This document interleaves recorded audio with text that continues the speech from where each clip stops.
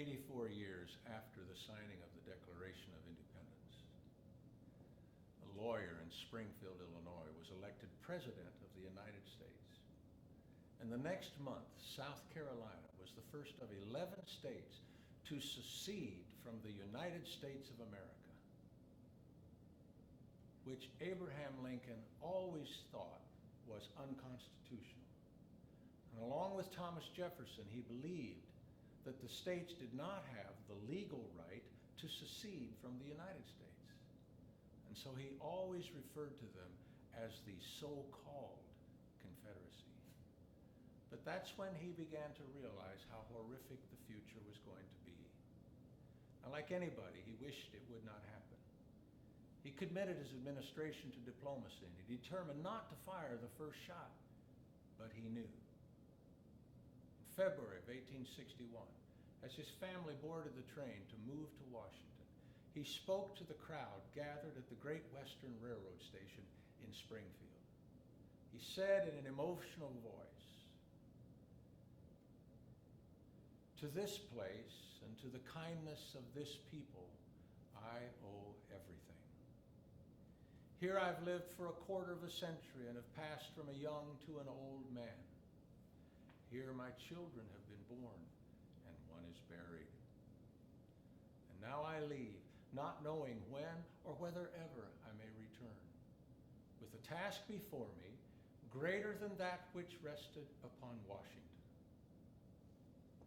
Why did Abraham Lincoln believe his task was greater than Washington's Revolutionary War? Washington's task was to wrestle this new nation from the grasp of England by killing as many British soldiers as it took to persuade their survivors to surrender and get out.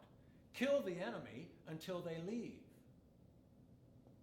Lincoln's task was to restore the nation by killing as many of his own countrymen who were in nearsighted rebellion as it took to persuade their survivors and relatives to concede defeat, reconcile hatred, reject revenge, rebuild their farms and cities, and reconstruct this nation as fellow citizens of one reunited States of America so they could live together and their children could grow up friends. Kill them so we can live together and our children can grow up friends. A horrific irony. And a task that Abraham Lincoln knew was infinitely greater than George Washington's. Infinitely greater.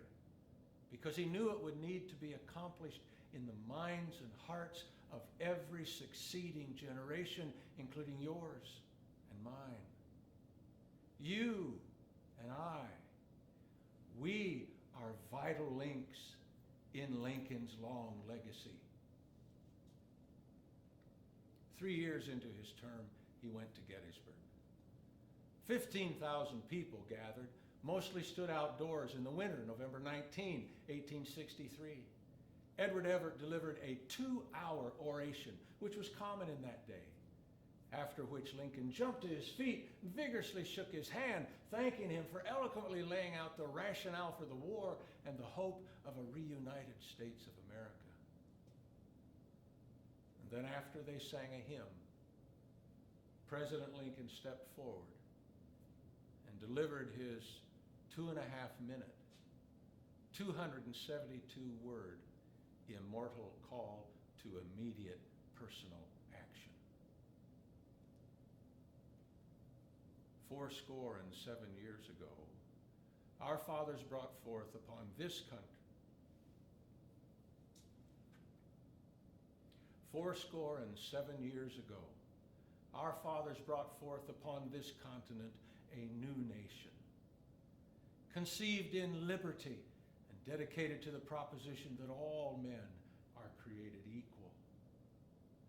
Now we are engaged in a great civil war, testing whether that nation or any nation so conceived and so dedicated can long endure. We are met on a great battlefield of that war. We come to dedicate a portion of it as a final resting place for those who died here, that the nation might live. This we may in all propriety do.